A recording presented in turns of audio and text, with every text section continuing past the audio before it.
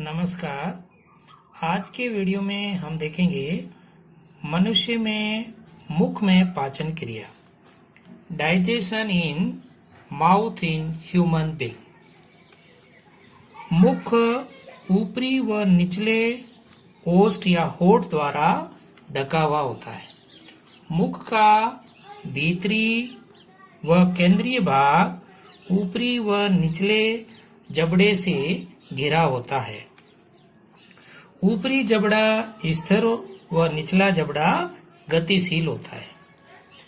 दोनों जबड़ों पर दांत स्थित होते हैं, जो कि जबड़ों में स्थित गर्तों या गड्ढों में स्थित होते हैं, इसलिए गर्तदंती या थिकोडॉन कहते हैं। मनुष्य के दांत आकार व संरचना में असमान होते हैं, भिन्न भिन्न होते हैं, इसलिए इसे विषम दंती या हेटेरोडोंट कहते हैं या कहलाते हैं। मनुष्य में दांत 4 प्रकार के होते हैं। पहला है नंबर 1 कृतनाक। ये लंबी छेनी के आकार के होते हैं, जिसे इंसाइजर कहते हैं। ये 4 जोड़ी होते हैं, जिसमें 2 जोड़ी ऊपरी जबड़े में और 2 जोड़ी निचले जबड़े में होते हैं। कुल 4 जोड़ी यानी 8 दांत होते हैं। दूसरे होते हैं रदनक या कैनाइन, जो कि नुकीले होते हैं, और ये कैनाइन 2 जोड़ी होते हैं, जिसमें 1 जोड़ी ऊपरी जबड़े पर और 1 जोड़ी निचले जबड़े पर होते हैं। कुल 2 जोड़ी यानी 4 दांत होते हैं रदनक के यानी कैनाइन के। तीसरे दांत होते हैं अग्रचर्वणक या प्रीमोलर, जिसे पीएम से प्रदर्शित करते हैं, और ये त्रिकोणीय आकार के होते हैं। ये 4 जोड़ी होते हैं, जिसमें 2 जोड़ी ऊपरी जबड़े पर और 2 जोड़ी निचले जबड़े पर होते हैं। कुल मिलाकर 4 जोड़ी यानी 8 दांत है, वो प्रीमोलर या अग्रचर्वणक के होते हैं। चौथा दांत होता है चर्वणक, जिसको मोलर दांत कहते हैं, और इसे एम से प्रदर्शित करते हैं, और ये चौकोर आकार के होते हैं। ये 6 जोड़ी होते हैं, जिसमें 3 जोड़ी होते हैं ऊपरी जबड़े में और 3 जोड़ी होते हैं निचले जबड़े में। कुल मिलाकर कितने हो गए? 6 जोड़ी यानी 12 दांत होते हैं। तो कुल 32 दांत हमारे अंदर पाए जाते हैं। अब दांत का सूत्र क्या है? सबसे पहले बच्चों में आई मतलब इंसाइजर, 2 जोड़ी ऊपरी जबड़े में, 2 जोड़ी निचले जबड़े में। सी मतलब कैनाइन, 1 जोड़ी ऊपरी जबड़े में, 1 जोड़ी निचले जबड़े में। प्रीमोलर बच्चों में अनुपस्थित होते हैं।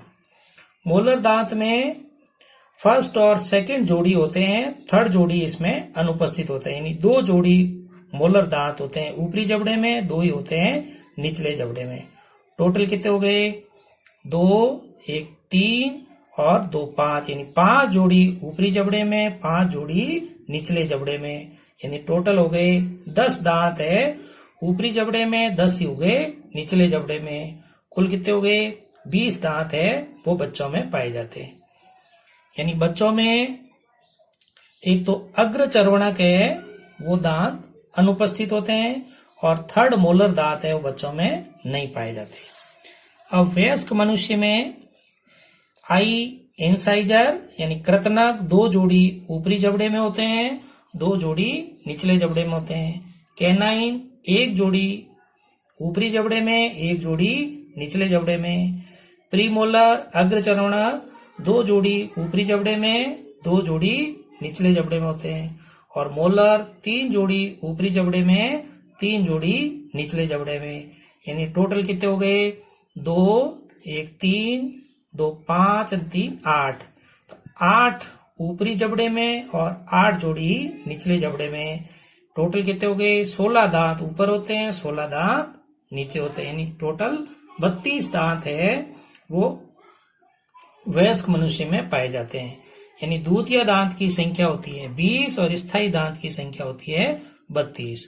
द्वितीय दांत में अग्रचर्वणक बिल्कुल नहीं होते हैं, और थर्ड मोलर दांत है वो अनुपस्थित होते हैं। यानी टोटल 12 दांत दूधिया दांत में अनुपस्थित होते हैं। अब हमारे यानी मनुष्य में एक बार दंतिक दांत कौन से होते हैं? जो दांत जीवन में एक बार ही आते हैं वो है प्रीमोलर यानी अग्रचर्वणक, और थर्ड मोलर दांत है वो एक बार दंतिक होते हैं यानी मोनोफियोडोंट होते हैं, जो कि जीवन में एक बार ही आते हैं। द्विबार दंतिक ऐसे दांत जो मनुष्य में जीवन में 2 बार आते हैं।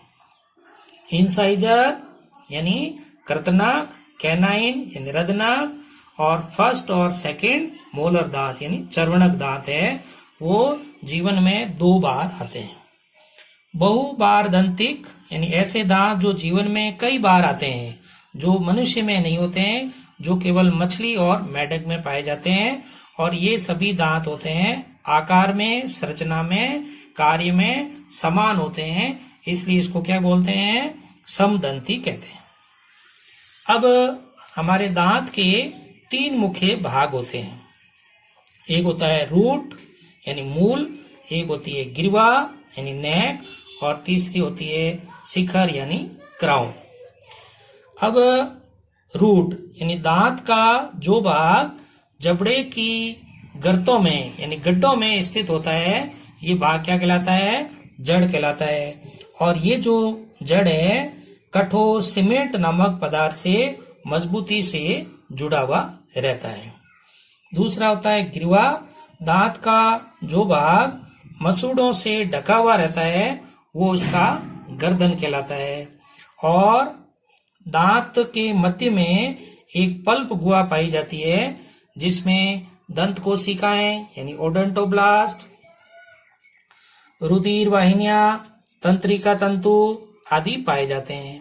दांत के अंतिम सिरे पर एक छोटा सा छिद्र पाया जाता है जिसके द्वारा दांत को रुधिर और तंत्री की संवेदनाएं हैं वो प्राप्त होती है।